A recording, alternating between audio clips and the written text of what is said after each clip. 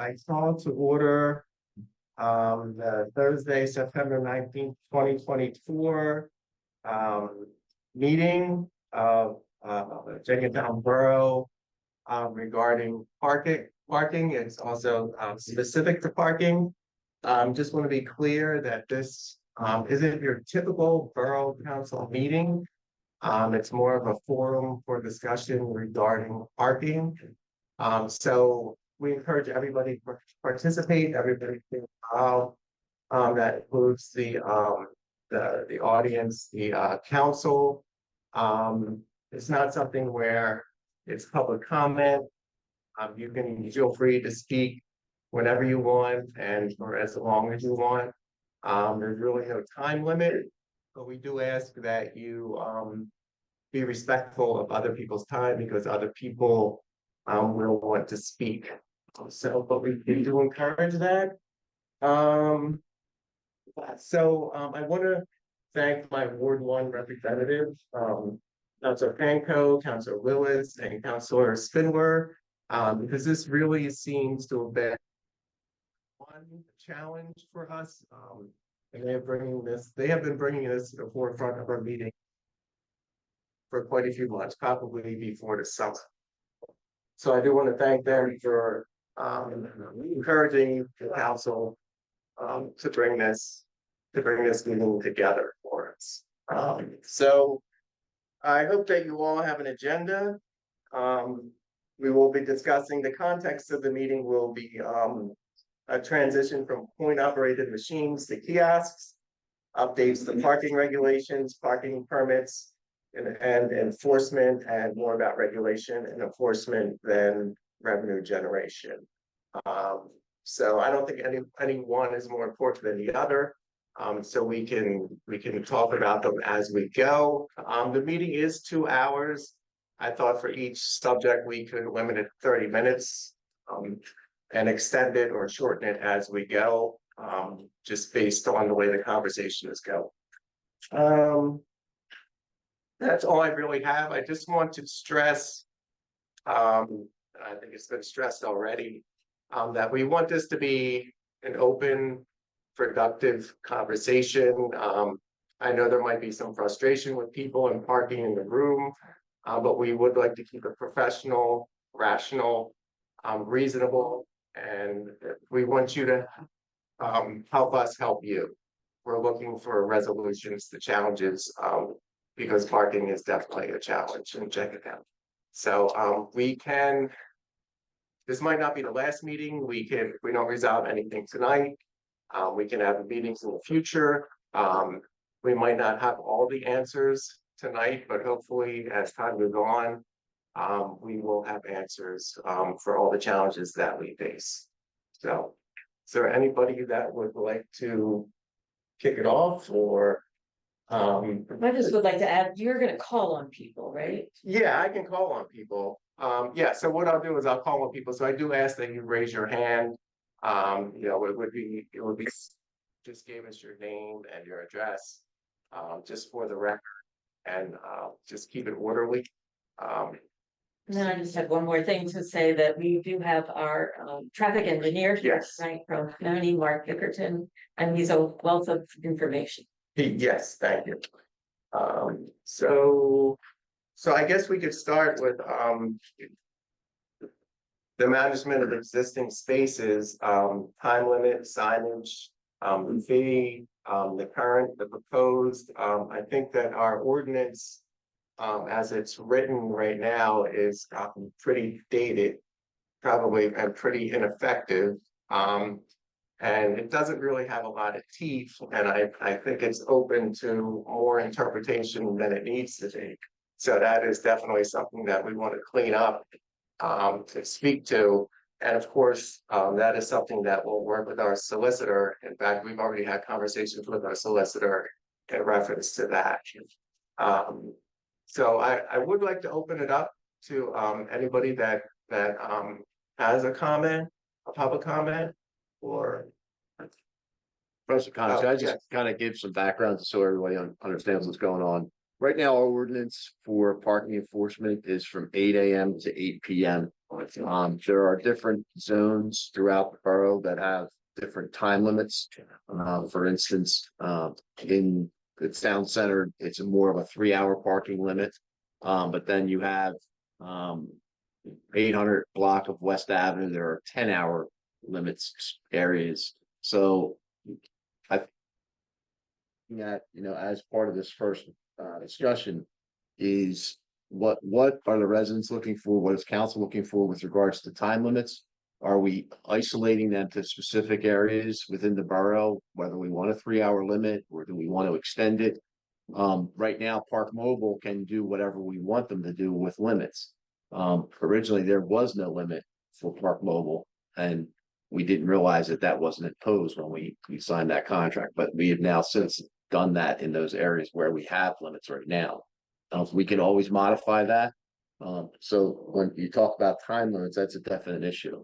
I also would bring to the attention that we have a few spots on West Avenue, and we are also proposing as part of this new ordinance, Summit Avenue, to have a 20-minute parking limit spots for those quick in and out to wherever they're going. There's a few businesses, especially in the Summit Avenue area, that have those quick in and out type customer interactions with whatever business. I would suggest that right now you have the other 20-minute spots are listed as loading zones. I think that language is a difficult thing to enforce, and I also think it's restrictive. So maybe looking at making it 20-minute parking zones instead of having it listed as loading or unloading. It would probably help the businesses that are in those particular areas to help with those particular things. I mean, you can talk about some of the businesses on West Avenue, some of them on Needham Street. They have the ability to have a customer come in and only be there for 10 or 15 minutes, and they're moving in and out of the borough very quickly. We don't have to have all of the spots be that, but you could have those spots where there's that high probability that they're only in there for 10 minutes. You're having that high flow of traffic. What the parking ordinance is for is to flow the traffic for the businesses so that someone's not taking a spot all day long. So I think that's a discussion to have. Great to have I've seen some of the business owners in the area or in the room, and they're probably online. Their impact on that would be beneficial to them because I think that really benefits them. I know that we received one email regarding that from one of the business owners that could not be here tonight, and it's directly impacting our business. Having it not be a loading zone, instead being a 20-minute parking spot, benefits their customers. So that's a good way to start off the conversation with regards to time limits. I think that would work very well for us. So, like, when you say 20-minute parking, like, just you pull in for 20 minutes, like it would be a free. For instance, you're going, yeah, it would be a free 20 minutes. And it then opens up for our enforcement personnel to make sure that the flow is happening and we're not sitting there waiting for 3 hours for someone or an hour, depending on how it plays out. So if I want to grab coffee at Whiteworth, that's the perfect example I was trying to illustrate. All right. Okay. Trish, I did see your hand up. Yeah. Yeah. My name is Trish Beverly Miller. Most of you know me. I live in the borough. I also have had a business on West Avenue for 35 years. Yay for me. So I'm looking directly to that, and my ward people know that I'm not happy about how things have been going, and I appreciate that I came before you earlier in the year. Changes have been made. Enforcement has certainly been happening.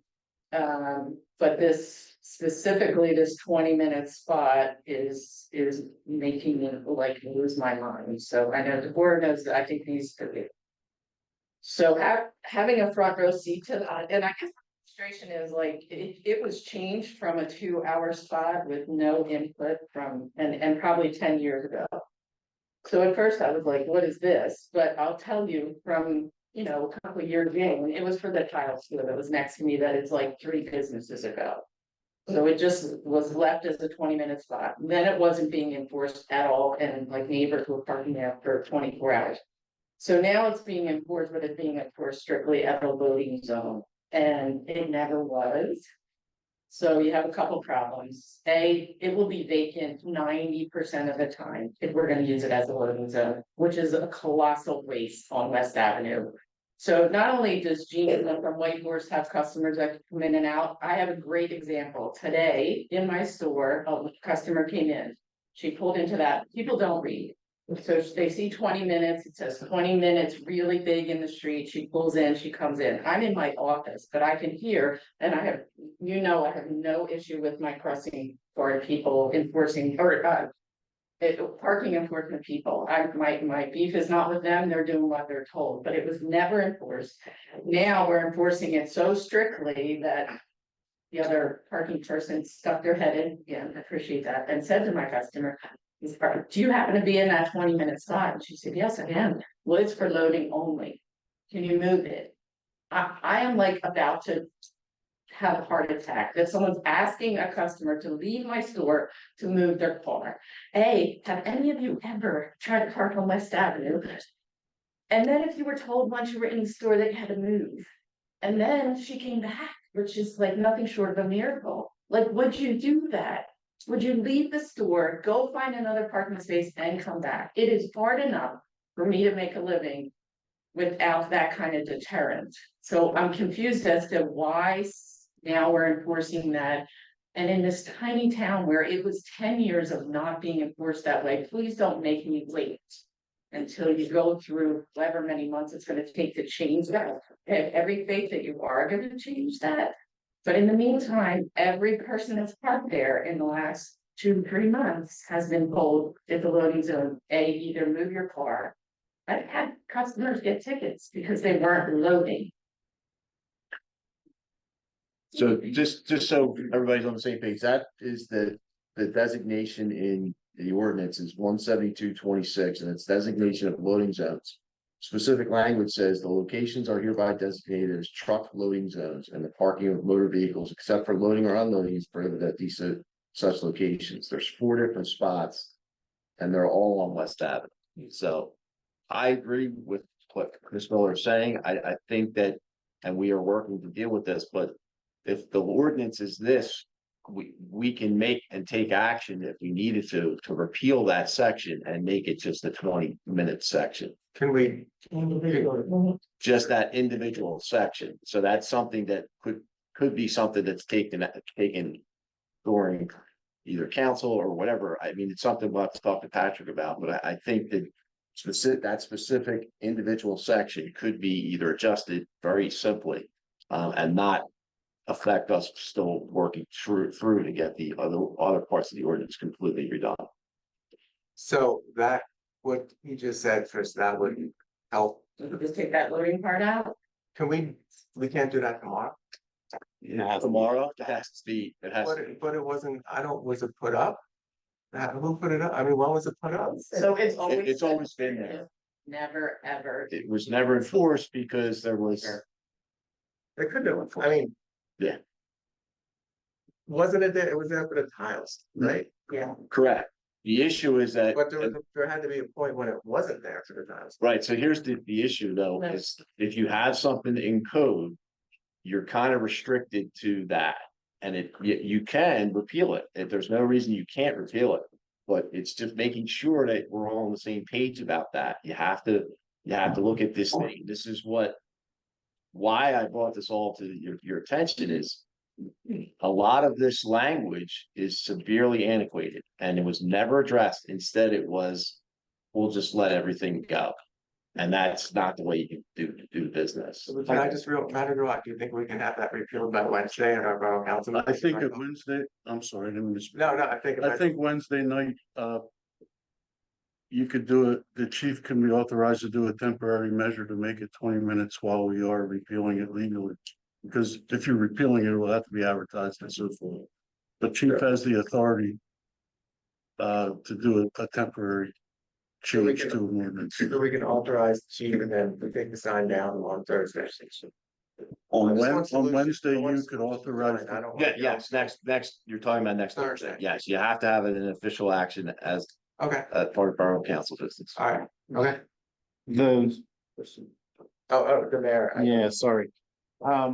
So you've been there and you've seen the cars for years. This was put in place mostly to accommodate one store. Right. And businesses do turnover. You know, such that. Are there other businesses there that utilize that for loading? I mean, that's a legitimate need for some businesses to have.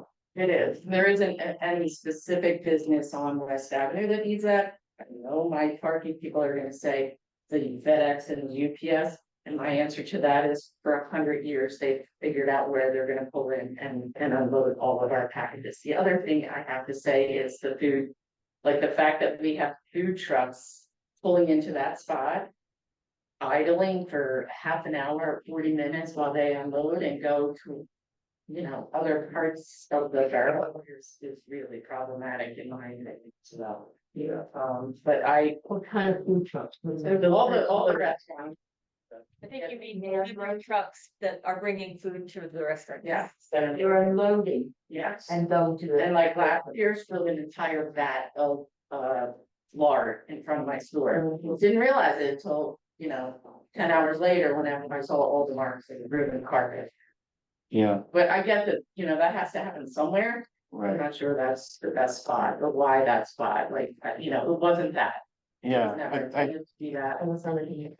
yeah, I mean, I think that's the thing to consider is there's going to be a consequence for every change that's made. And if you're accommodating individual businesses and the businesses change over time as well, then you might have to revisit this again later, or, you know, maybe spend a little bit more time to think about what could accommodate. My understanding was that was put there for the tile store to make it easier for people to carry their tile into their cars in front of the store, and that tile store is no longer there. Mhm.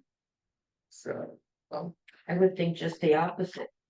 Because if trucks are coming in with huge amounts of tile going right into the store rather than customers taking out smaller amounts of tile. More for the trucks unloading into the tile store that no longer exists, kind of the opposite. That's the way I would look at it, unloading. Not the customers loading into there. yeah, Yeah, I think when you look at it, you want to look at it as a bigger picture of just like, what is the store that it's servicing? Because it's servicing the borough and not anybody's particular store. So why we had at one time 4 loading zones, the only loading zone we have now is in front of Trish's store. So that's unfortunate, but we need a solution before we repeal of where will the delivery trucks go? Where will the UPS go? Where will Amazon, all the trucks that we have spent months taking out of the middle of the street during the kids crossing, it's a safety issue. The trucks are parking in the middle of the streets because they have nowhere to park. The intersection of West and Needham is backed up regularly. And they just need a place, and they need more than one. So before you repeal, and I'm not saying you shouldn't, there are other ways to look at it, like Trish could have a 20-minute on the corner where West and Cedar, Leadham meet, that her customers could park at. That's For my customers, sorry. Or anybody's You know. customers, I'm sorry, anybody's customer. Really, and I'm not gonna offense. Anybody's customers. You know, anybody's customers on West Avenue could have 20 minutes, maybe have more than one. You know, a lot of it's going to residential parking, which is why we lost so much the business parking. So now it's in a big ball whack. So we just gotta look at it in all different ways. thank you for that. Yeah. Gordon, yeah, just quickly, yeah, thank you for that, because to follow up on what the mayor said, it's important that we really think of the ramifications, because, you know, the changes we make need to be overall beneficial. Also, just to ask the chief, if it were, if we were to have a 20-minute, sort of like temporary parking zone, um, how would that, how would you want that enforced? Well, I think the biggest issue is that the geography of West Avenue. When I say geography, you have bump outs. You created these bump outs for reasons, right? Um, but what it does is it limits the ability for businesses to receive their merchandise. So you have to look at, you know, figuring out solutions for that while also having the flow for the customers to purchase the merchandise. So it's a twofold action to figure out solutions for that. You have a couple spots on West Avenue that you could designate as, you know, if they're open for loading, you could make them for trucks to park, take up 2 spots, whatever it may be. But the problem is that you have such a flow into the businesses, that's not reality. If anything, I would look at the municipal lot as maybe what you tell all the businesses that they cannot receive their merchandise on West Avenue. They have to direct their delivery truck. It's during business hours, meaning if it's during the 9 to 5 time period, they cannot deliver during those times. They have to deliver, or they have to park in the municipal lot, back up, and they can use the thoroughfare to get, you know, get to West Avenue. You know, they have that breezeway there. That would be the access point that they could park their truck in the municipal lot and empty their and go deliver their product. It's a big issue, and you know, I agree that a lot of times it's temporary. It's only 15 minutes, but if it's happening during school time, it's not 15 minutes, it's unsafe. And I think that's the most important part to that, because people don't, we're not as courteous as we used to be in this world. And they're not going to react well to someone disturbing their route of travel. If you've ever directed traffic during an accident, you will know that they say to you, that's the way I go. And you say, you can't go that way. Well, that's the way I go. Because we're so creatures of comfort, creatures of routine, you have to be able to plan for that. So I think it's part of this ordinance change is to identify and address those issues with delivery. You're going to have more businesses going into the Oswald property. You're going to have more businesses opening up along West Avenue that may have daily deliveries. How do you address those deliveries while also allowing for the flow of customer traffic? And being safe for the kids, because you don't have busing, you have kids walking around all day long. School year. Thank you. The gentleman in blue. Randy Garvin, I'm at 99 Running, and I am grateful for this opportunity to actually be instructed here. I have been studying parking and urban planning, essentially casually and as an amateur for most of my adult life. Parking is something that is an issue that I have talked about, argued about, written about for a long, long time. And if there is one thing that I seriously wish that this council and this borough would start thinking about, is looking at this issue at a more macro level, because we are kind of diddling around the edges here with these ordinances. And I understand why. I understand the concerns of the businesses. But I would ask you to look at this from a higher level. Now, Steve, you're a map maker. Have you ever made a map of the borough, of the business district, showing the parking areas and the buildings? Sure. I did that about 4 or 5 years ago, and there's a lot of parking in this town, an awful lot. Not all of it is municipal, Yeah. but there is a lot of it. There is more parking than there are buildings. So when you address these issues, you have to be very, very careful. When I look around Jenkintown, I see, for instance, a huge untapped resource in this town behind the library. The reason why it's not being used is because there's nothing connecting that lot to everything else. If you were to overlay this over, say, Chestnut Hill, well, that's an easy walk up the hill because there's all these stores to walk on. So I would ask you to consider the long range here is what it is you're trying to accomplish, because I moved here from a city that had a lot of parking. It had so much parking that it was not used because the parking destroyed the business district. And since I moved here, that was always my fear. I always thought that Jenkintown was kind of on the fence about this. It's gonna go one way or the other.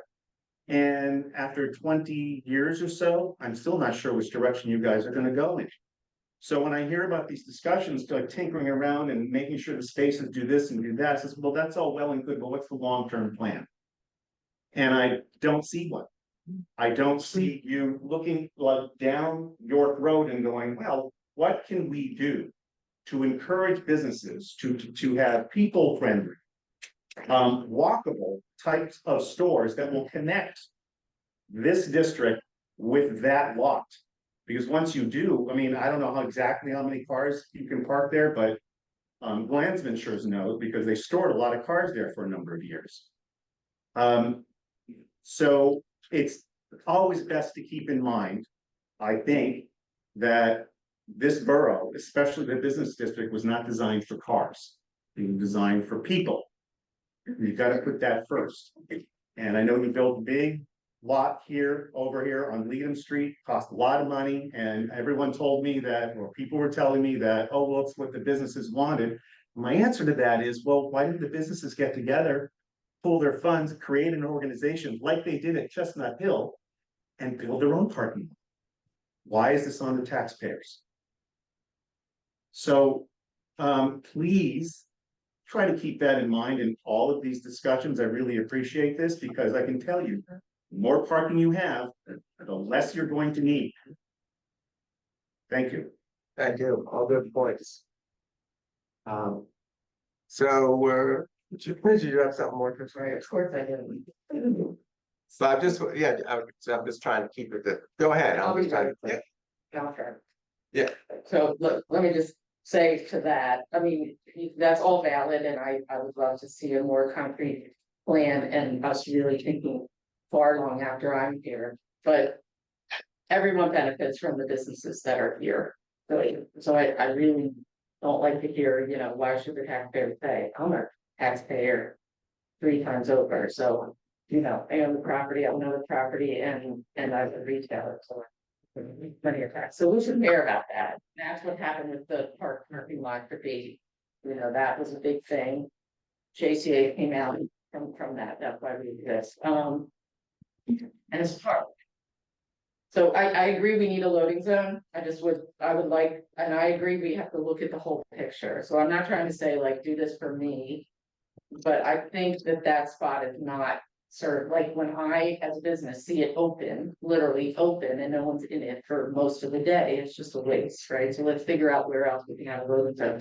And keep all due respect, but you have that guy and my UPS guy, no way in hell are they gonna listen to me saying you gotta park a block and a half away and truck your stuff in. They're just not, they're not gonna do it. I mean, they're on a time clock. They want to get in and out as fast as they can. I don't know what that solution is, but I do think. I hope we're working on a whole, you know, like repeat plan that maybe would include that lot that's empty at the corner of Greenwood. Okay. Thank you again. Thank you. Yeah. I just wanted to say that, this is a really good problem to have. And it's really different from when I first moved to the borough, when we didn't have places to park and we didn't have businesses thriving in the stores. So I just want to keep that perspective too. We're in a really different place. And so now we're, you know, trying to move through to the next level. I think our comprehensive plan points out that as as businesses change over and buildings are renewed and developed, that we need to make sure that there is commercial on the ground level, and that's something that we are doing with every new development that's coming through. So you will find that requirement at the new place that's on Homestead Road. You'll find that requirement, George, help me out with the other one that's coming along down, like. Hellwig's? The one at Hellwig's? The Hellwig's, right. And we would like to take a look at Johnson Street and see how we can kind of get more stuff going there. I think another topic on our agenda, I think it's on the agenda somewhere, but is that something Trish referenced, which is that we also now have more apartment residential parking in the business area.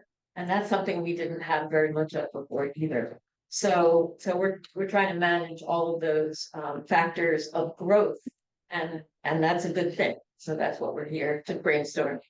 I want to support, making those 20-minute spots just be 20-minute spots. In other words, remove the loading language as the chief has suggested. And I see, Chief, I need a little bit of help. It says here that there are 4 spots, 2 are in the 600 block of West Avenue and 2 are on the 700 block of West Avenue. And are those currently designated as 20-minute spots, or has that gone away? 601 is in front of the post office. 617 is the one that's a Trish, and then 708 and 714 are not designated as 20-minute spots. So they are no longer 20-minute spots. Yeah. And in your view, would it help if those were 20-minute parking in and out kind of parking spots? I'd have to actually visually see it, but knowing what I've heard from some of the businesses that may possibly be into that block, I think it would be beneficial. It would. Yeah. Okay. But a truck, like the big truck that I've seen that is delivering food, I don't know to where, whether it's, there's a lot of restaurants right there. That's a good thing. So we want those trucks, and your suggestion is that they deliver in what I know it's not those towns, but the municipal lot that surrounds the town square. Is that your suggestion? Is that they pull in there? Yes, because what you did is when you put the bump outs, it was for traffic calming. But what it did was take away the available space to put a tractor trailer or a large 24 or 36-foot truck, which is most of the food industry. They are delivering with those larger trucks. So you're going to limit their exposure, their ability to have a delivery. What the business owners could do to work with us, and we can work with them, is, and these are all spitballing, is coning off particular spots that are on West Avenue when they know they're getting a delivery. They can't wait till the last minute to do that. You have to pre-plan for that stuff. You can't willy-nilly think that it's going to be, and Trish is right. Most of the FedEx guys and the UPS guys, they know how to drive their truck, but they're not driving a 36-foot truck. They're driving, a truck that's very easily manipulated. They know how to work it through and get in and out as quick as possible, because they're under a gun. They're on GPS monitoring. You know all about that, right? So they have a time limit that they're held accountable to that time limit to get in and out of their deliveries. They're not supposed to be dilly-dallying to get it done. That's not the same thing when you're delivering food product. If they're going to take their time because they don't want to get injuries. They're delivering heavier stuff, and so that's a dynamic that needs to kind of be developed. And it can be an ordinance, or it could be a working relationship with the business owners so that they pre-plan for when they're getting deliveries. It happens all over the world. I can tell you, in the city of Philadelphia, there's plenty of places that they have cones. They buy their own cones and they mark off spots because they know they're getting a delivery. Their truck pulls up, they move the cones out of the way, they're in and out, and however long they need to be, and move on. this is all part of the working relationship, instead of just saying, "Well, I didn't know when they were coming." No, they know when they're coming. They just may not exactly know the exact time, well, that's diligent, being a good customer or being a neighbor with the community. Make sure that you're not impacting other businesses. Because one business, their customers may actually come to their food store after they've been in the other business. So that's working together to deal with that. Okay. So I just want to make sure I'm hearing, so yes, I appreciate your idea of having the cones blocking off spaces. But I also thought I heard you say, like, if they pulled in from Greenwood Avenue and then exited, they could pause there in the middle of that, I don't know what they call it, traffic lane in the parking lot and unload. Is that, Are you talking about in the municipal lot? yes, Yeah, in the municipal lot, there's a little bit more room that they could functionally be able to unload their merchandise fairly easily Yeah. and not be a burden to the traffic. Unfortunately, West Avenue is highly trafficked, it's very tight. and parking a truck in the middle of the road does not benefit anybody. There's also there's sort of 3 spots right outside of the White Horse on the side of Immaculate. And I wonder if those spots could be designated for loading and unloading with those big tractor trailers. I'd have to measure it exactly to tell you whether it's possible. I don't know. I don't know the exact measurement unless Mark has it up. 6 to 7 feet. So it's not great. Not- I mean, it depends on the size of the tractor trailer. Some of them are 80 foot, so. Okay, I'm going to, I mean, it seems to me, thank you, Josh, right, 413 Leda. It seems to me that having them pull into the municipal lot would be more beneficial for the restaurants too, since it's closer to where they're delivering. I was thinking along those same lines, actually, of pulling into the. I mean, I guess my concern is, and the concern is, you don't want to affect the businesses, but it just seems like the people, it's kind of on them. I mean, they're doing what they're doing because they're trying to do it as quickly as they possibly can. I don't think there's anything that can keep them from going into the municipal parking lot and using a push cart or a truck to wheel the goods into the. Yeah, and we do have several businesses that receive, large items that are coming in attracts. And those people, I think, tell their people to park on Greenwood Avenue, just past, or right alongside the kickboxing place, which is a great spot. There's not many cars that park there. It's a great spot for unloading and loading. But when they're on West Avenue, that's a pretty good hike to have to deal with the traffic in the parking lot. And so, having the ability to utilize some of the closer spots to the backs of the stores that are along there might be beneficial. So it's trying to strategically plan it. And I appreciate what Mr. Garvin said is that it's not, you can't look to any one particular issue. You have to look globally and more a big picture of it and know that one thing's going to impact another. So you can't just say, no, we're going to do it this way and that's it. You have to be a little bit flexible and work through it. So even like a spot like that, like on Greenwood right there, what if it's, I mean, the deliveries are generally, food delivery generally in the morning. Mhm. What if it's loading zone at a certain time to make it a little complicated? We're doing it in Center City a lot. Yeah, that happens most of the time in Center City. Yes. They have designated times for loading and unloading, and that's when they want their deliveries. Doesn't have to be one. Right. Be hooked. Yes. Just have a quick comment. There's been quite a few drivers that were reading food deliveries at many different places in the borough. And when I asked them about the municipal lot, they told me that when they would do that, that they would get yelled at by people trying to park. And they stopped doing that because people were yelling at them. So now, one in particular that I'm speaking with is parking right at the end of the entrance to the municipal lot on Main Street. And blocking it right before the intersection. So I've had lots of nice conversations with all the truck drivers about asking them, where do you think the spot will be? None of them want to walk anywhere, in any size truck that we're talking about. So if you want to have delivery at a certain time, I think that's a great idea, just like our trash trucks and things like that.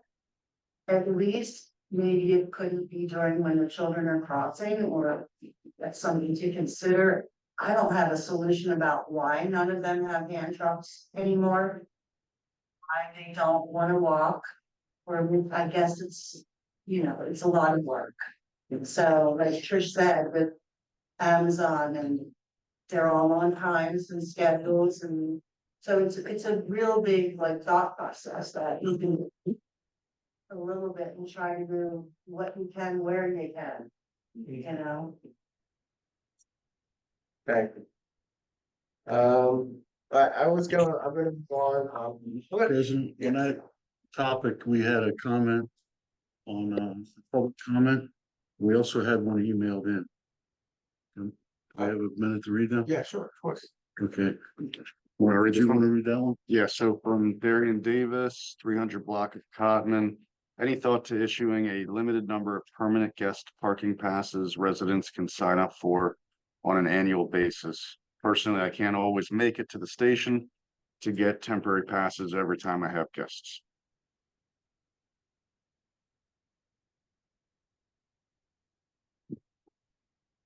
I guess that can segue us right into, parking permits. Did you have another one, George? Yeah, I had one other. This one is on enforcement. My comment is regarding parking near the corner. I believe there's PA regulations with regards to parking within a certain number of feet of the corner or stop sign. There are no parking from here to corner signs on many Jenkintown streets, along with curbs painted yellow. With curb replacement work done over the years, some changes to street parking, I believe some signs are missing. My question is whether a no parking sign or a yellow painted curb must be present in order for enforcement action to be taken. It seems that enforcement should be taking place when there's a violation of parking too close to the corner, even in the absence of a sign or the yellow curb. So to answer that question, there is no requirement for yellow paint. There's no requirement for signage. It is on your driver's test on how close you can park to an intersection. And it's based on traffic control signals and or the intersection itself. So it's 15 feet from an intersection, it's 30 feet from a traffic control signal. And it's 30 feet from, or 15 feet from a fire hydrant. So that they're the state regulations. There's not a requirement to have signs. It's out of courtesy. A lot of times people don't know judging distances. So you paint the curbs to give it as a privilege or I'm sorry, as a kind of like reminder. And it serves very well because a lot of people cannot judge distances. Thank you, Chief. Is that something we can do? Is that like, yellow paint something rather expensive? I will tell you that we are as much as people believe that my parking enforcement officers are going out there and citing everybody and without any consideration to trying to fix things, they have been excellent in providing feedback to us in the police department and in public works to identify all of the locations where that yellow paint may have faded or needs to be redone. Unfortunately, we've had some citizens who decided to paint their own curbs, actually in violation of the law because they're not painting them the right way. So we're struggling, but we're catching up. And I would say that Jim and his guys are doing a great job. They have a list and they're working on that list. But they're a limited crew. They're trying to catch on all those other things, but they are definitely taking care of it. Running even, Rodman, that corner used to be painted yellow. It's not anymore. Just letting you know. So it's, so it's sound, whatever. Is a stop sign considered a traffic control, which called it traffic, Control signal? yes. Yes, Second for the stop sign? yes. Okay. The yield sign also. The only other comment was from Miss Brewman from White Horse Coffee. I Alright. think you had mentioned that she supports the 20-minute quick parking sign at 617 West, where it now says 20-minute parking, loading and unloading only. Changing that to just a 20-minute parking. And I know we spoke about it earlier, but she actually sent in a comment. Thank you. Yes, sir. Yes. I know you want to move on, but I just, one of the comments that you heard a few minutes ago, it's kind of resonating with me. The handful of parking studies I've been involved with, the vast majority of them have identified that there is not a shortage of parking, but there is a shortage of parking exactly where people want to get out of the car and walk into a business. And I just want to put that out. Confirm that I actually walked around, there's a lot of parking. Now, a lot of it's privately owned. There's some businesses that have parking, but the business isn't there, but there's a lot. And other lots are fairly big, you know.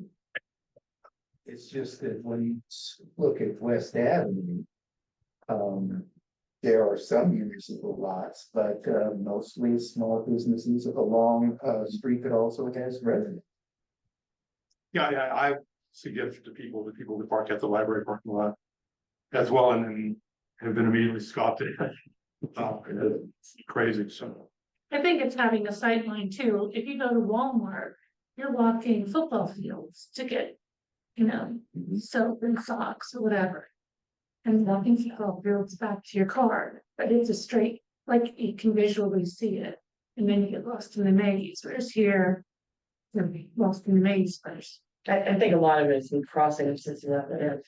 There is a pedestrian light there, and that works excellent, is, I'm Stuart Tolan, I'm at 435 Johnson.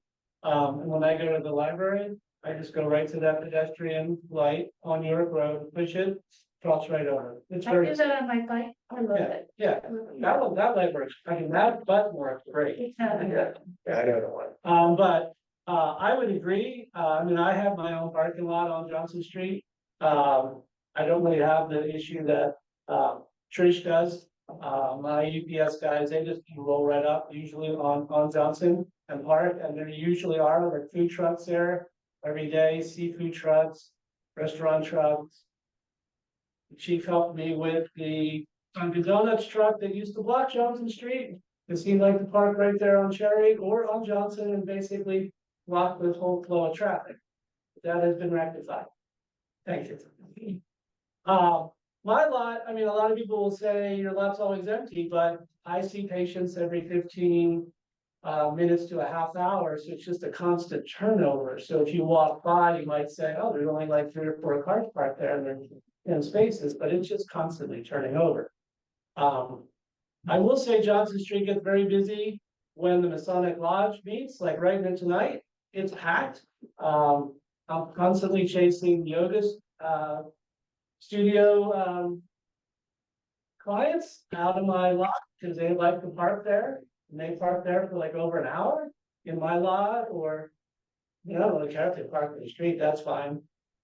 I think one of the biggest issues that I've come up with coming to a lot of these meetings over the last 34 years is the fact that we allow businesses to include the street parking in their parking requirements to have the business.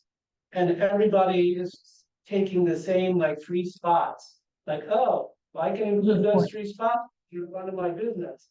And then another business says, well, those 3 spots are like right in front of my business. Just keep counting the same spots and the businesses run out of spots. And then now we're issuing permits for residents and they're taking up the same spots that are calculated into the formula for the businesses. I've been to many of these meetings over many years. I'm still in favor of a multi-level parking garage somewhere. I know it probably won't happen, but I know it's parking has been a long time issue And it seems with, issuing permit parking, especially in the downtown business district, to residents, it's making it harder for the businesses, to function. I love your idea, Alex, of, making loading zones at a certain time, but then it turns over to a 20-minute parking space. I think that's excellent. You don't need to reinvent the wheel, we just follow what's filled up with the. Can I just also bring to your attention, it was a suggestion, because we are looking to encourage more businesses, and it seems like there's a lot of food-based eateries that are popping up. Consideration by the council to looking at stopping enforcement or stopping paying for parking at 6 o'clock instead of at 8 o'clock. To open up that opportunity, we would enforce from 8 a.m. until 6 p.m. With the goal that knowing that the restaurants and the other businesses are probably the businesses that are looking for flow of traffic are probably closed by 6 o'clock, whereas the restaurants that's their meat and potatoes where they're making their most money. So you would be able to have much more influx of turnover of traffic, I would say, for the restaurants and other establishments similar to that. I think that's a great idea. Well, Chief, actually, yes and no. Because if you take a look at what happens, and this is not being disparaging to the business owner, but at King's Corner, what ends up happening is if you stop it at 6, the patrons will sit back and actually go all the way up and take a lot of the parking that's for the residents. So to Mr. Tolan's point, I think that parking that belongs to residents have also been told that they can park in the street, and in some places, I mean, they're parking illegally. So I just wanted to, I've had a lot of people from Cedar Street complain to me about that issue of the way the parking is happening, and of course, other things, noise, etc. But the parking is an issue. So that I would ask that actually we continue enforcement. We have plenty of lots. People should use the lots and not park, illegally in areas. Those particular areas that you're discussing, one of those streets is completely designated as resident permit parking. The other one could be included into that to prevent the residences being impacted by some businesses. The businesses then could be advising their customers about these other places that they could park that are well within a short walk. For instance, that's what we're looking at for Summit Avenue. Changing all these spots to 20 minutes and shutting it down at 6 o'clock. And then they would be open to that particular business and other businesses that are on York Road that don't really have parking, so that they would be able to utilize that 6 o'clock hour. I understand what you're talking about. It's definitely something that we have to address and encourage enforcement, because the enforcement will also change those behaviors. The enforcement can be conducted for resident parking permits, in those permitted areas. And one other thing I wanted to, when I first moved to Jenkintown, for example, my part of Greenwood Avenue, the 500 block, was you could park on both sides of the street. Yeah, it made the street tight, but have we thought about perhaps revisiting that? Allowing parking on both sides of the street? Where is that? Well, on Greenwood Avenue, on West Avenue, parking on both sides of the street. Which 100 block of West Avenue are you talking about? I'm talking about the 500 block of Greenwood, perhaps, I don't know, not too far from where Trish's business is, that part. 600 block of West? Yeah, I guess, is that what that is? Yeah. So this is something completely outside of the box, and it's something that we had offline, a conversation. Right. If you wanted to increase parking on West Avenue, you could apply to PennDOT, because it is a state road, and look at making West Avenue one way the entire length from York Road to Walnut. It's a huge change, but it would significantly increase the amount of spots that you have on West Avenue. It would be a one-lane traffic. It would allow for this, what you just described. That is something to consider. I'm not saying we should do it. I'm just saying it as an option to look at. I wouldn't tell you that PennDOT's gonna say yes. My guess is PennDOT's gonna say no. But it's something to at least ask, because it then opens up what you're discussing. Well, what about on Greenwood Avenue, for example? I Again, think it it's used to be, it used to be both sides. If you're talking about the backside between Cedar and Leadham, it is both sides of the street. No, I'm talking about from Walnut to To Cedar. Cedar. Yeah, the 500 block. Yeah. I When don't I know. first moved there, it used to be. I think that may have been related to the fire department and the ability to access the space. And that would be just my spitballing. We'd have to measure the road surface to make sure that there's plenty of room. Because unfortunately, what happens is people take advantage and then they park as close to the corner as possible, and then the truck can't make the turn. Well, I So, understand. I mean, then there's enforcement rights, but I just thought that those are additional ideas, and I understand that, we've made changes through the years, but maybe some of them have had an hindrance on parking. So just a thought. Thank you. Thanks. Oh, I the do last want to thing say I'm gonna say is one big thing though. I thought you did a great job coordinating the parking for the Arts Fest. I noticed that you used the commercial building next to the train station. Their parking vendors were parked there. I just there's thought it no was credit really in that. That was all the JCA. well, JCA, great job. And I believe that if we have more meetings like this and with the JCA and others, that we can come up with really great ideas. So I really enjoyed listening to what everyone had to say today. And then just one other thing to make sure everybody's on the same page. Park Mobile right now charges a fee. We charge our charge, which is 25 cents per half hour. If we were to change our number that we charge as a borough, they will increase their fee. Just so everybody's aware of that. Right now, we're locked in for what they have. They will probably have a rate increase at some point, and they will notify the borough. But right now, their cost is 50 cents on top of our charge. That explains. Okay. That is not the borough paying for that. We are not paying that. They're charging the customer for that 50 cents. So let me segue, right? I'm gonna jump around and I'm gonna go right into method of payment, for the kiosks, the meters, the electronic payment, and the current versus the proposed. So we've been notified by Republic Bank, that they're doing away with their coin counter. And I think that whole coin counting system is going the way of the dodo. It's gone. Yeah, so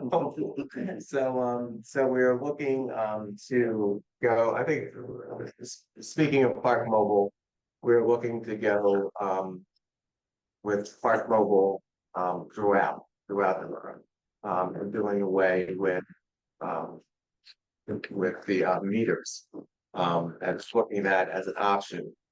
So Because they're point. it would be a no coin system. I'm certain you've thought of this and, I don't mean, but I'm certain you've thought of this, but I just have to say it, like my 90-year-old dad. Wait, yes. And my 80-year-old customer, and my son, so what do we think about that? And I'm not saying that I have any idea what That's why we're here. They actually have the mobile health way call it. Yes. Yeah. They do. It's a pretty much, it's I small. would agree with Trish, as a chiropractor, I treat a lot of older patients who have back and neck pain, and they're already like totally freaked out that, I have to put an app on my phone, I don't even know how to. So, but Kathy just said, I wanted to have a little Q&A, with Kathy would show my patients how to use it, so we can set something up. You don't get on.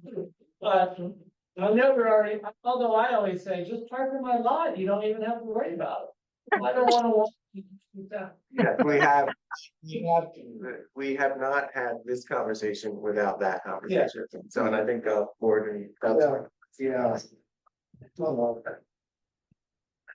Basically, just to emphasize with Jason, it's not like we have a choice. Right. The bank is not going to accept coins, and the coin machines themselves are antiquated. You can't get them fixed, or if you can, it's very expensive. So, I mean, it's like maintaining them is costing more than they are worth, and it's not like, you know, money is a source of revenue, like cheap. It's more like to help offset the cost of enforcement. Could you speak to that? So ultimately, the reason why you have parking meters and parking payments is to affect flow of traffic for the business areas so that you're making sure that people aren't taking advantage of those prime spots. So putting limitations on the parking and requiring payment is specifically to help the businesses get the flow that they're looking for. Having the cost of the payment helps to deal with the enforcement part, paying for salaries and other things like that. The goal is not to generate it as a revenue source, because if you do that, you're starting a slippery slope that is not good for any municipality. And it is seriously a big issue. Just to address also, so the public knows, to empty the meters, we have 125 meters within the borough and the 3 kiosks. It is about a 3.5 hour operation. 2 people dedicated to going out and emptying all those meters and emptying the kiosks. Then it's encompassing all that. Well, that process has to be 2 people. It can't be 1 person, because I will tell you story upon story where people have stolen from municipalities because there's not a checks and balances system with regards to cashing and collecting coin or U.S. currency. So the reason why this issue is now becoming more in the forefront is because it helps to protect against that. It helps to protect against that possibility that you may become victim of crime because of not looking to automate. It is difficult. We're not going to deny that, some residents do not have the capability of processing it. But when their education and training and our personnel have made the effort to talk to people and explain it to them. We just had a customer come in today that once they realized that they had the app on their phone and they spoke with their family and they realized and they asked, can I use the same app in Philadelphia? And our answer was yes. And they didn't know that. So it's an education and training part of it. It is also, we have 2 other municipalities that have moved to this. I would say that there's a lot of other municipalities that are going to this automated mindset because it is very difficult to deal with this banking issue. Conshohocken Borough is a very big borough within the center of the county. They just installed 2 kiosks only because they were getting complaints in particular areas where they didn't have the ability to have that put the quarter in and do a half an hour worth of time. So they didn't want to have to deal with all that. So they just put them in to deal with that. I'm going back and forth about the kiosk.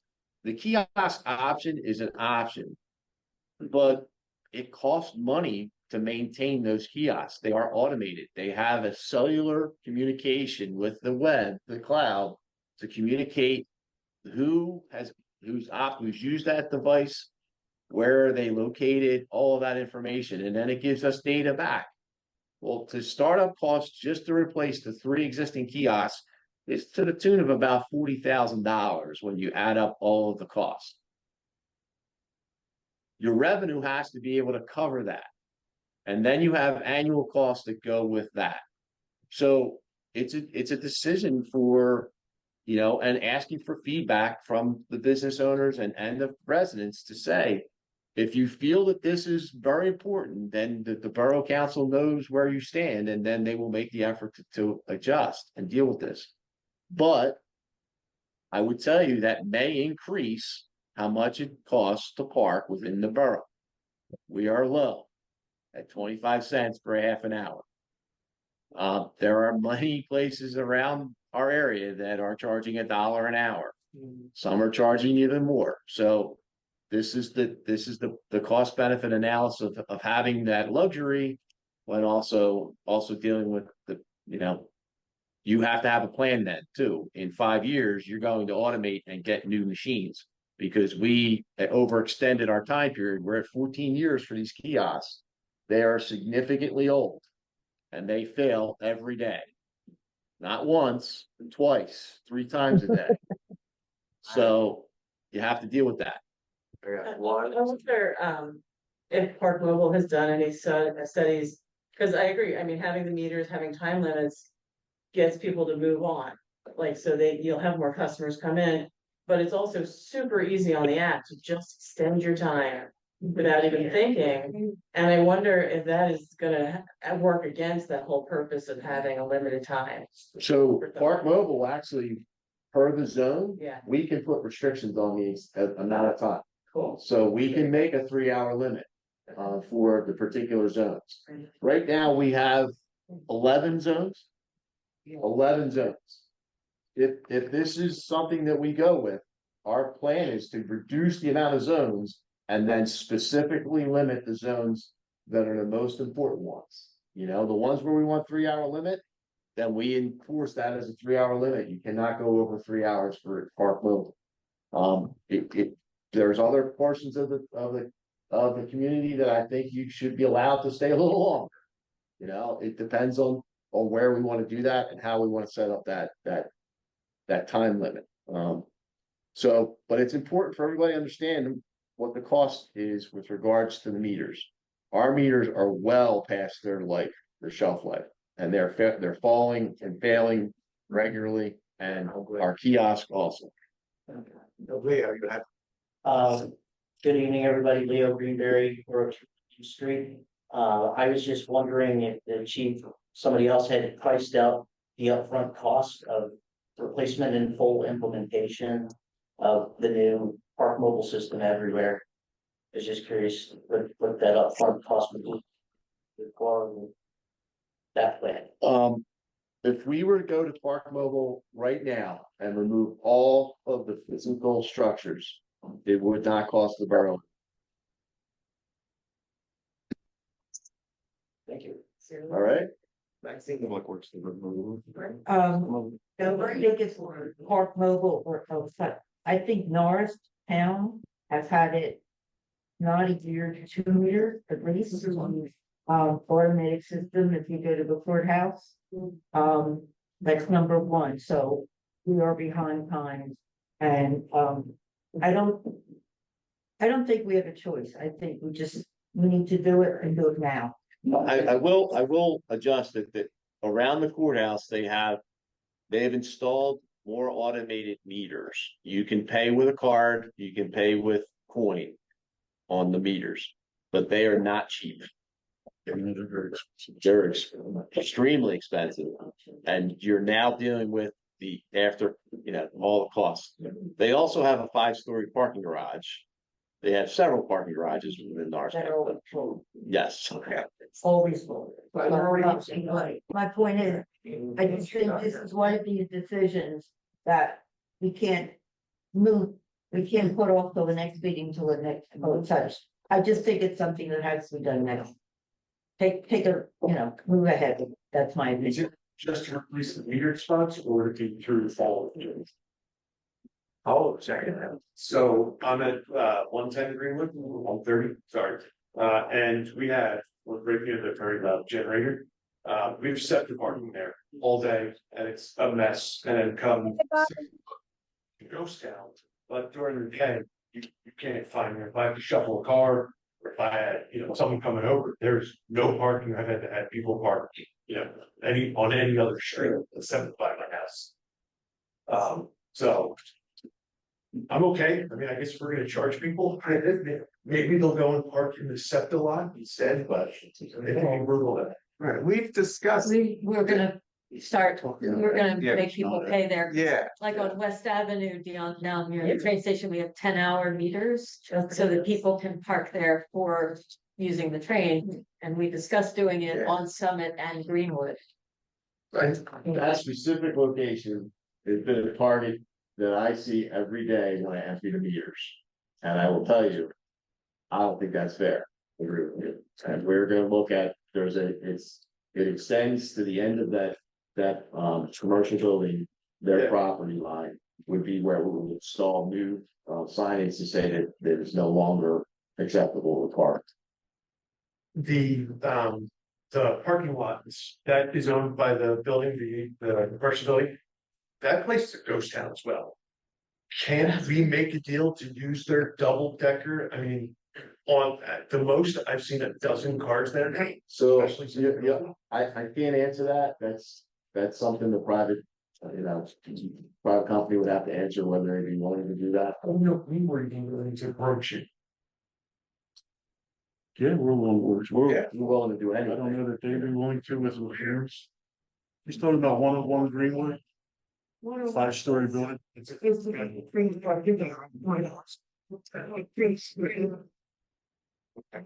I thought you were talking about the one that's right near Greenwood too. yeah. Steve Freeman Schuman. Yeah. Yeah. They're the ones that have I'm gonna agree with George saying, I'm gonna tell you, nobody's gonna let them do it because their insurance would say no. Right, Couldn't do that. I'm gonna say, I'm good with the legal part of things. Insurance companies don't like to allow, so. I would actually say, Definitely ask. yeah, we can ask, I mean, but. Yeah, but SEPTA, they're now charging for parking and I guess people just don't wanna pay $2 for that. I just make sense of that. It fills up that's a lot. Is there a way with Park Mobile to distinguish there between residents and people who are there parking for the train? That's what, it is used for resident parking as well. And Well, that is not listed as a resident permit area. Right. So, but if we wanted to do a twofold, we could make that 100 block where the residents are to have resident permit parking. So we post the signage, but anything towards the train station would be Park Mobile. Anything behind that signage going towards the school would be resident permit. Right. And it's only the one side of the street. The other side, most of them have drive. I mean, is there any way to mix the two so that you could have residents and SEPTA users park together? I would not recommend that. That's difficult.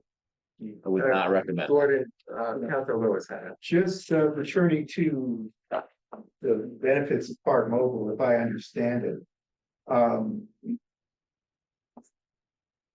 Not only can we remove meters, but now we have zones, so you may still have some streets that have painted parking spaces, but otherwise, if you can find a space and park in that zone, then you register. Yep. So then it's a question of putting up signage. It's not like, oh, you have to put up a kiosk or a meter. It's much more cost effective than. Correct. It's a lot less maintenance. Because you're only putting up signs and we can order, replacement signs. Thankfully, Foreman Reagan's has told me we can't put them low because people decide that they're a game of sport, whatever you want to call it. But, he said you got to make sure they're higher so that people, but I don't think it's a bad idea to look at this, especially for the meters. The kiosk is another question specifically for the concentrated area around town center. I think you need to have more conversation about that. But overall for the borough, I think going to a Park Mobile app would be significantly better for us. And just as a follow-up question, how would that change parking enforcement? So you're now not having to walk around the meters. How do you, All right, so this is the other side to this, is that there is a company, and there's a couple companies out there, but there's one company in particular that works in the Commonwealth. That offers interoperability for enforcement, meaning that they work with Park Mobile. Park Mobile really doesn't like to deal with enforcement. Right. They just want to take the payments and not have to deal with anything else. But they will work with the other companies because Park Mobile uses your registration plate as the way that your account is associated to your account. That company uses an automated license plate reader, and then there's a marriage between their software and Park Mobile that they can literally to the second say yes, that is compliant, or no, that is not compliant, meaning that they're outside of their limit for Part of the people, your enforcement people would be using this reader to just check license. Correct. They would not have, right now, they have to log into the app. There's another side to Park Mobile. They log into it and see it on the backside to see what their time limit is and when they activated it and go by that. That's the only way we really enforce right now. I have a question. It was the cost of that, the integration software. It's not cheap in the grand scheme of it, but when it comes to the fact of automation like that, it's significantly better than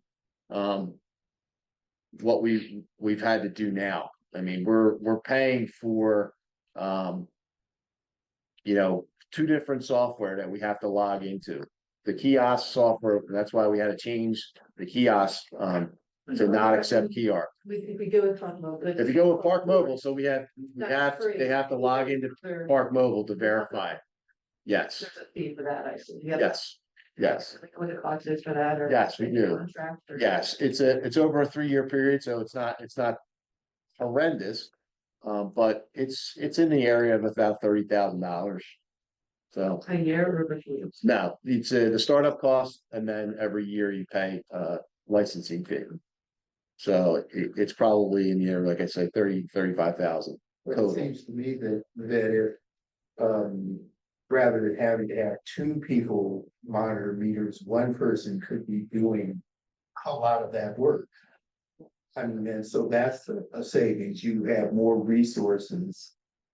Yes, and not for nothing, I think this also opens up the opportunity for more time for the parking enforcement officers to engage the public, to educate and train them and help and work together with them to make them understand, like, we're not here to write tickets. We're here to change behaviors and get compliance. We're trying to do this so that businesses are helped and residents are helped and make the environment safe. There's the goals of parking enforcement. So if you free up time because they're not sitting and looking at a phone that's trying to connect to Park Mobile, it's already automated through the software that they have. It goes a long way. And part of that education could be to say, hey, you know what, we do have this free lot over here. Maybe next to the library, you can park there as long as you want, if you don't mind crossing the street, So that would also help. Just remind people, there may not be parking exactly where you want, but we have plenty of parking. And I think it really works, especially since it's such a tight community in the town center and all the businesses and the expected businesses coming. Our officers will be able to engage those businesses regularly and say, hey, you got any deliveries coming? Like working to prepare for these other issues that, take away time and effort from your actual police officers. This is dealing with the management of parking within a confined space. So I think that's what the ultimate goal would be for this. If I could just make one comment, I can't thank the two individuals that we hired. They are exemplary in their work. I think I've said this many times before. They're committed to trying to helping the community. They live in the community. They're not outside residents. They care about ultimately being fair to people, but also, trying to work with people. they understand that people get emotional about this idea they were getting a ticket, you know? But acting inappropriate towards those people really is just not worth it. And a lot of it is residents, which is even worse. We've saved money by hiring 2 part-time individuals. We used to have a full-time individual we were paying health benefits for and a full-time salary. We have cut the cost of parking enforcement and increased our enforcement. So we did it in a proper way, and we're trying to make it beneficial to the community and make it safe and help the businesses. So please be understanding of they're trying to do their job.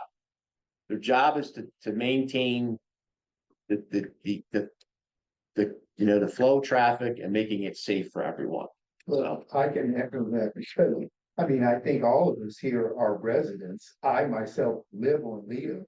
I got a ticket and notice that, although I have resident permit parking, I'm not supposed to park in a certain area. But when I came in, they were, very helpful to explain, okay, this is just a warning for you. As long as you park in these areas, you're okay. So, and, I don't think I got special treatment, but I would hope that most residents, if that's the response they get, would, just say, okay, all right, we can adjust. I appreciate that. I got a ticket too. I was parked in front of Borough Hall. Let the meter run over. President Connors, if we could spend the rest of this time to discuss parking permits, We can.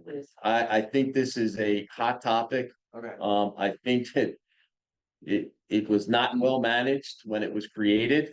I don't want to even know and care about when it was created, but it has caused more of a firestorm than I could ever imagine. Sure. The resident parking permit issue is currently the way the ordinance or way we've processed this is that there are particular areas where resident parking permit is allowed. The streets are listed, and there are some streets that are technically listed, but they're not even in the ordinance. So you have the 400 block of Leadham, the 400 block of Cedar, the 100 block of Summit, the 300 and 400 block of Cotton, the 500 and 600 block of Willow. These are the following ones that are not on the ordinance: the 300 block of Cedar and the 500 block of Greenwood. 300. I did, I said, 300. yeah, I wrote it in there. Are those, They are the ones that are considered permit parking.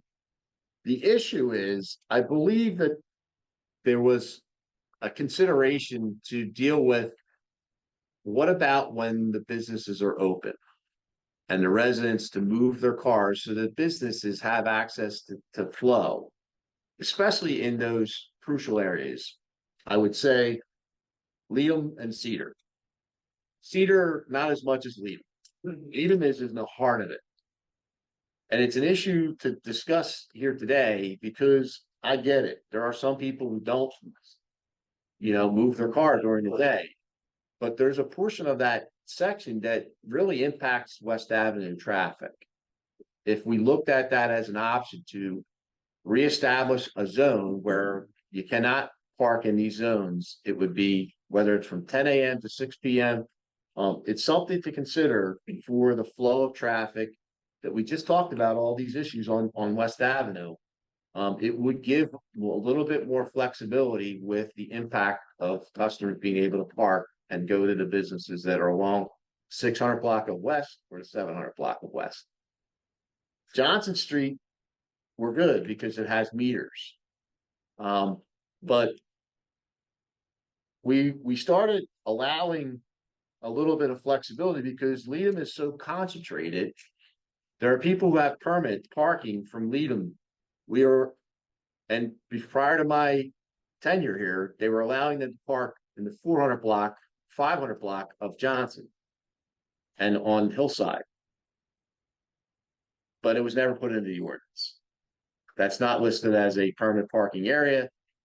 We went through a whole bunch of heartache and we came to a conclusion to just allow for now until we could adjust it with the ordinance. I'm from the opinion of there's got to be something to resolve this. whether it's limiting the amount of parking permits, whether it's changing up the hours that people can use the parking permit. And it's particularly in those three streets, Johnson, Leadham, and Cedar. I don't know what the resolution is, and I would hope that we could figure out a solution, because it is creating a tremendous amount of heartache. So I throw it to the floor. One of the city ideas, to piggyback on Alex, that I heard today from a resident was, and I know we don't have a street sweeper, but street sweeping necessitates moving your car. And that helps to clean up some of the cars that are just sitting and may not even be running vehicles, but they have a permit on them, so they just take up space. The question was, could we even borrow a street sweeper from a neighbor's street sweeper? We do? And a street sweeper schedule with his own lanes. Well, so we have scheduled people move. We don't make people move. Yeah. We don't make people move. Yeah. And it's a discussion to have. I would also say to you that whenever people can cheat, they can cheat, and they will take advantage whenever they want to. They can buy one parking permit and move it between 3 different vehicles. We try to limit that as best we can. Solution could be make it sticker and not a hanger. The vehicle code says you're not allowed to hang anything from your mirror. We are technically violating the vehicle code. So I don't know what the solution is. I tried to accommodate the residents by allowing for temporary permits for when they had visitors, but now we're dealing with the struggle of, I'll have somebody who comes every week to visit my house to take care of my kids, for an example. Should we be giving them a permit or not? Should we? I looked at it as, hey, you have somebody coming in from out of town, they're going to be here for a couple days, making them walk however long to get to your house. You would allow them to stay for 72 hours. We would give a temporary permit. Well, that's now expanded to months. And I don't want to be taken advantage of, but I also want to try and work with the residents to get to a solution with this, because there is nothing working right now. Is that a good description? Yeah. And they had By resident experts. that had way out. We're just gonna say, I appreciate that the businesses on West are affected by parking on Leadham. But a lot of people on Leadham work out of their homes too. So limiting them to when they can park in front of their homes or even near their homes, and that's where they work, is not right either. Cause we do pay taxes. All valid arguments. Right, yeah. Wait, are we gonna have something? I'm reserved a lot of my comments for this section of the debate. And I can elaborate more, but I'd like to request consideration for the 400 block of Linden Street to be added to permit parking. It is a very small dead-end road. And a number of the residents, myself included, have on-street parking. They don't have driveways. And a year ago now, a variance was issued to our neighbor on the corner of West and Linden.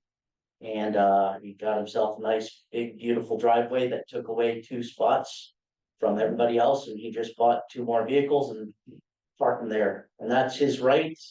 You know, the variance was issued, and he built himself a nice driveway. But it took away what was already a very limited number of spots and made it even fewer.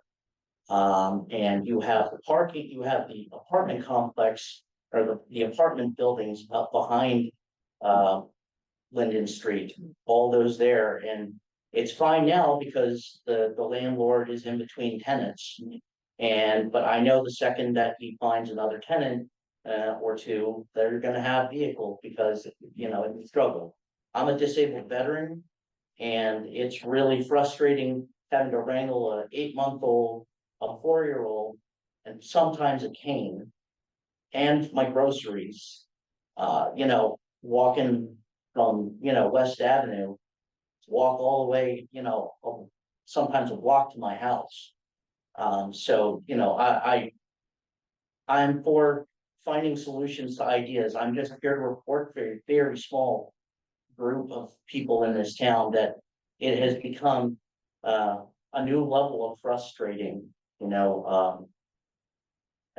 I don't know how many other people care about it, but I'm just here to report that since those two other parking spots have been taken away, it's become more difficult. So I'd like to request consideration, and I'm open to debate and ideas. So, but I'm not asking for special treatment for a handicap spot. I just think, it's a frustration that's shared by many of the residents on that block. It's just really frustrating. I have a car that's been parked right in front of my house for 90 days. I don't know where they are. I mean, they're a resident of the borough, but we can't do anything because they have proper inspection stickers. I really agree with whoever suggested the street sweeping thing, because that car wouldn't move. I don't even know where that person is, but I'm just saying it's a limited number of parking spots, and it can be aggravating at times. So Is the car abandoned?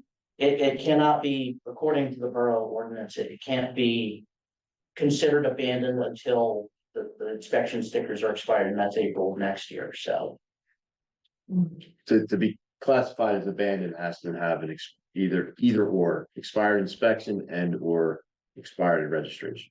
I know, I see the. That would mean it doesn't have registration.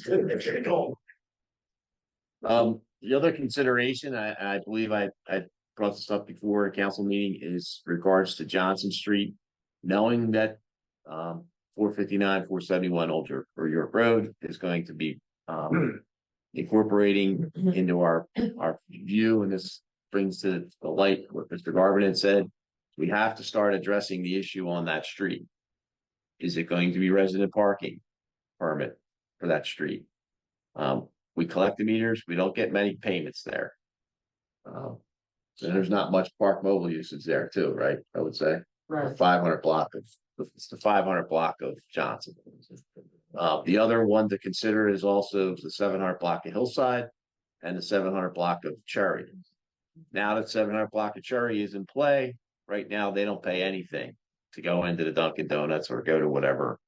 So you may need to incorporate that into the ordinance to have some kind of restriction, because you're going to have retail establishment on the first floor of that business or that location. So we have to address that now before the building is built.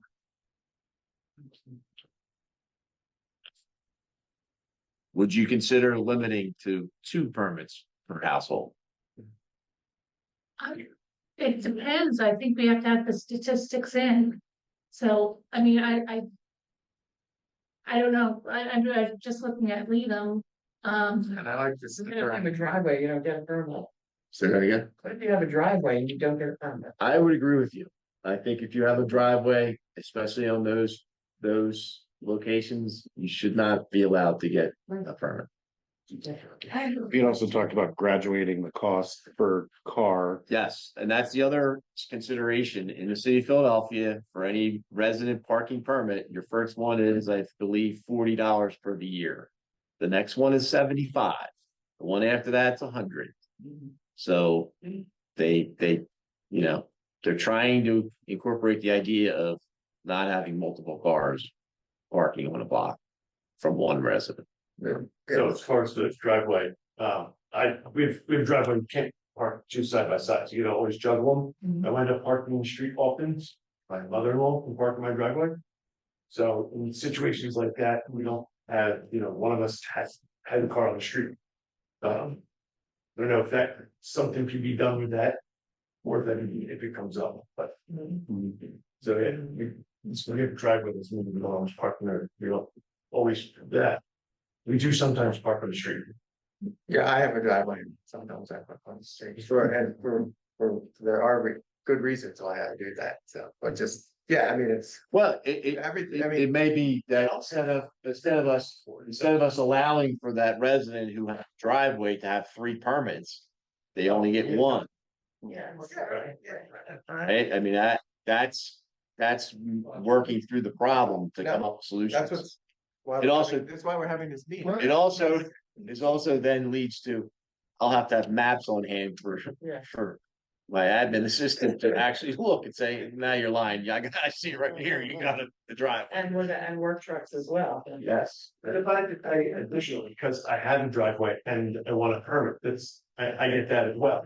I mean, someone who doesn't have a driveway at all, shouldn't have things in I had brought this up before, the chief has heard this story, but on the Greenwood Avenue block, right at the 101 West Avenue, right near the train station. Yeah. The owner of one of the houses wanted to come in to get a permit. This was an old story, and I'm gonna tell it again because a lot of people haven't heard. She wanted a permit.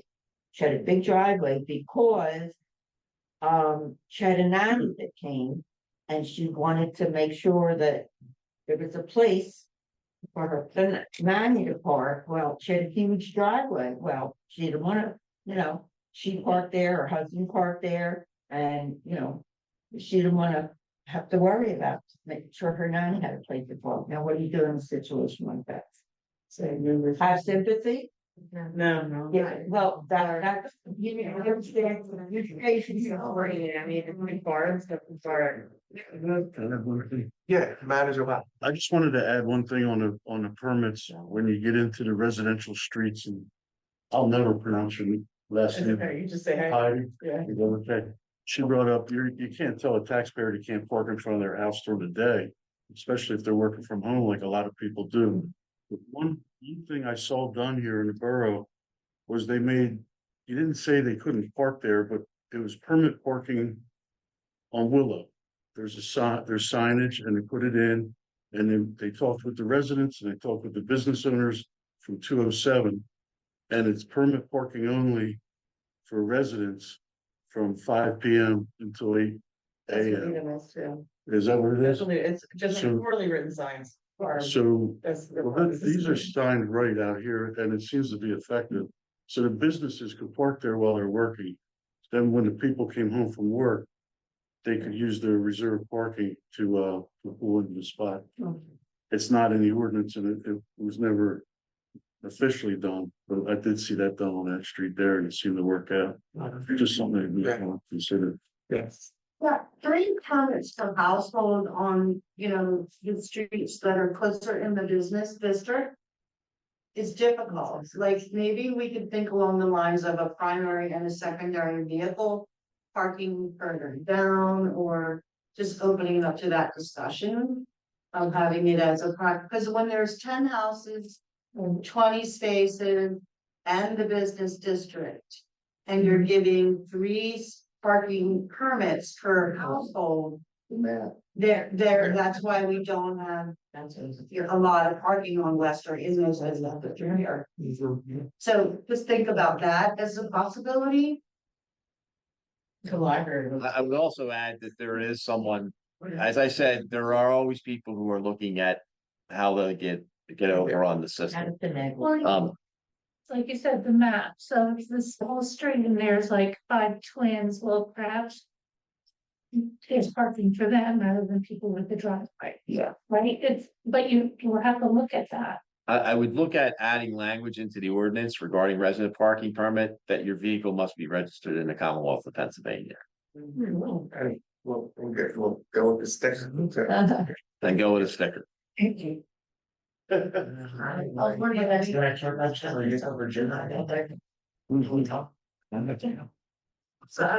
other issue, I mean, like, well, next to us it's a row home, but it's 2 apartments. So there are 2 people living separately. And that, so it would be, like, if you were gonna do, just for the address, like having 1 primary parking and then 1 secondary parking, that's not fair to the people. I hate to say this, they're public streets. Yeah. They're not private streets. Right. So you rented an apartment where there's very little parking, or you bought a house where there's no parking. Yes. You had to have some idea what you were getting into before. Yes.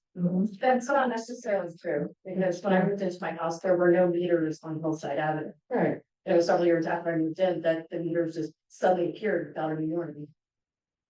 And hillside, So my blood. Wait a minute, sorry. Yeah, if by, between Needham Street and Winterford. Yeah, and Leland used to be New Street, because these guys do. Yeah, it's not gonna be, that's actually all 3 years. So, Eric. I think that's the original point that Councilwoman Hanko was trying to make, that borough has grown, it has changed, it shifted since this was last looked at. Even on my street of Linden, like, you know, there's a brand new driveway there, that there's less spots. So, you know, things are changing, and figure out the solutions. Curious, do houses with driveways, are they granted permits? Yes. There is no restriction. Okay, so if you have a driveway, you get a permit and you can park on the street, you don't have to pay for Not it. only do you get one permit, you can get three. Could you change the ordinance to say if you have a Yes, driveway, you can yes, get a permit? that's what we're talking, that's what we're saying. Oh, yeah. Keep right on. Yeah, yeah. So my feeble mind is getting a little bit confused, and I think that we should. I would like to take these streets one at a time as we talk about them, although I know there's a ripple effect. But I think so. We're talking about the situation on Leadham and Cedar. And a little bit Hillside, is that, do I have that right? No, you're talking about the three, I would call them triumvirate. It's Johnson, Johnson. Leadham, Cedar. And I'm looking at MapQuest. We could put it up there. I could share my screen or something. And is it not true that there are some houses on Leadham that have driveways? And some of them, those driveways go onto Johnson Street. Correct. Yeah. So those residents actually have parking. And permits. And permits if they And want. permits. Yeah, so I agree that we need to limit. The other question, and it's raised, is the utilization of a permit to park in other locations where permit parking is allowed. Yes, and I don't understand, you explained that to us twice and I still don't quite get it. You try a third time. It just sounds like we should do a white. Well, it was never allowed until someone said, just park there, you'll be fine. And then when we started enforcing it, it created the firestorm because there were people that were parking on another street that was not resident permit parking or was resident permit parking, but they said, I have a permit, and they didn't live on that street, but they were utilizing their permit from the other street. And they said, you'll be fine.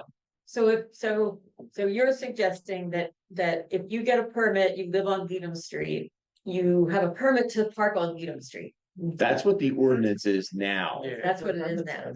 The question is, do you allow them to park on any resident permit parking street? Well, that defeats the purpose of someone getting a. The problem is you have limited spots already. Yeah.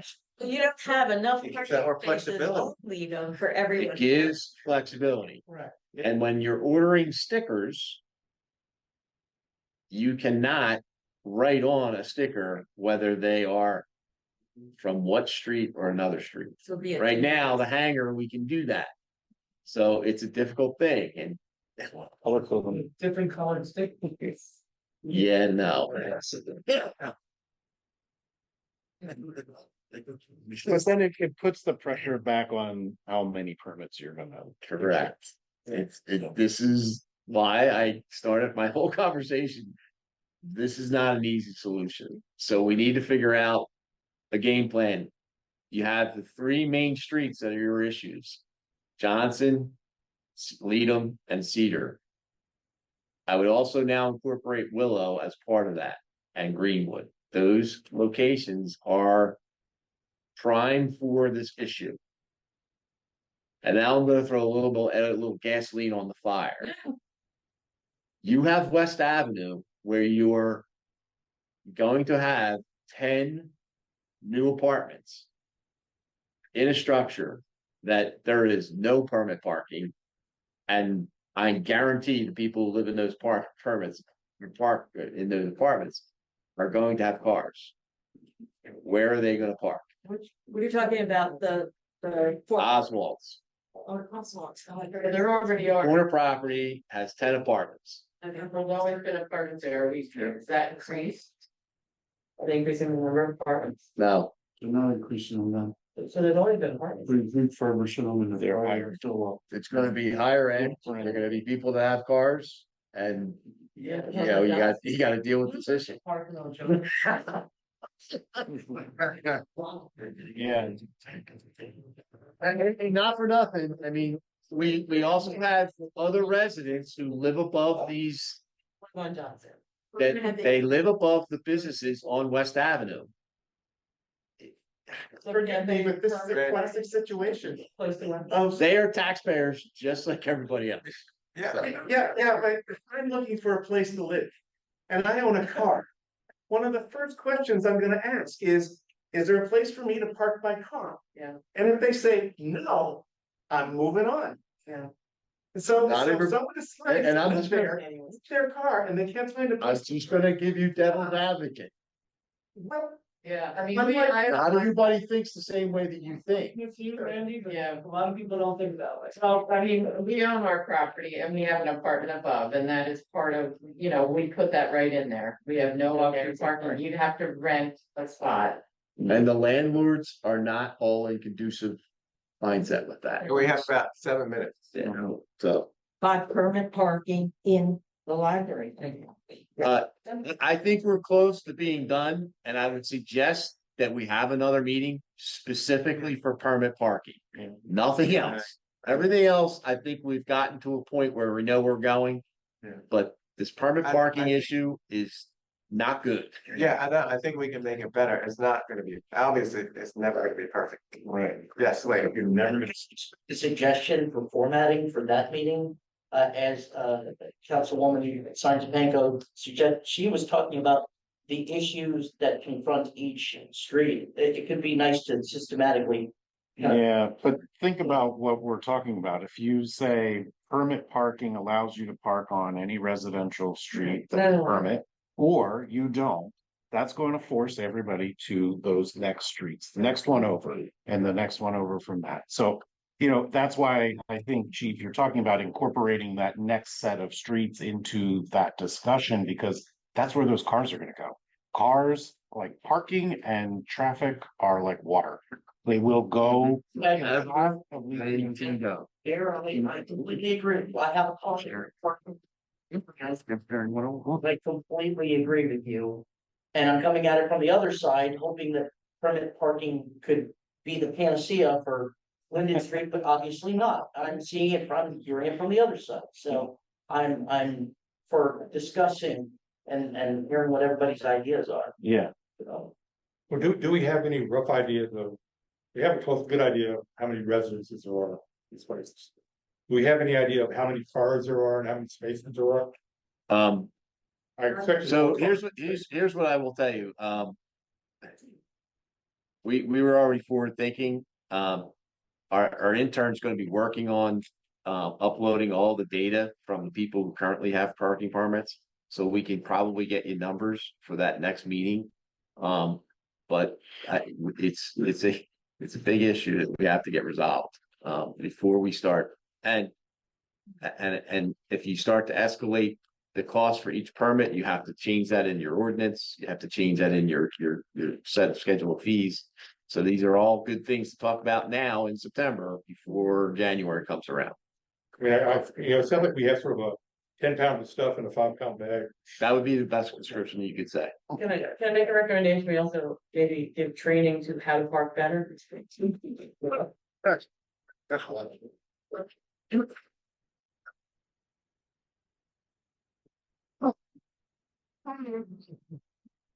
Values and forces.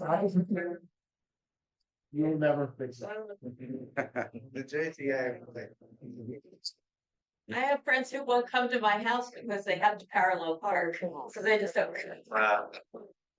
Who needs friends like that, though, right?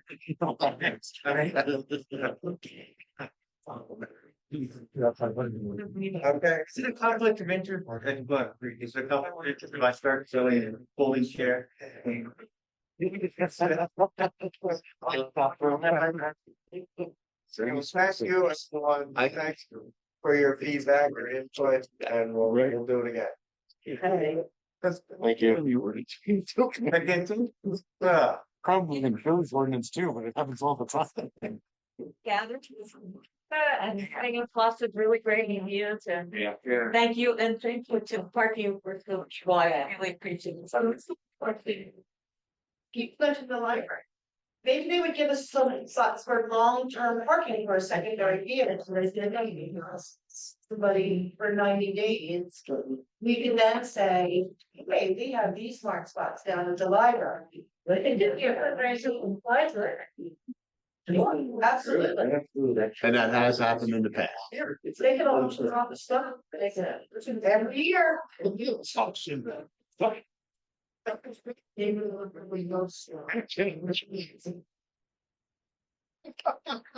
Library helps in spot over there. And so.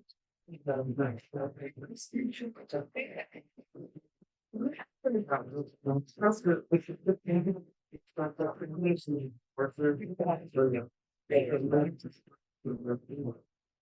So much, yeah. All right, go ahead, you done there? We are done.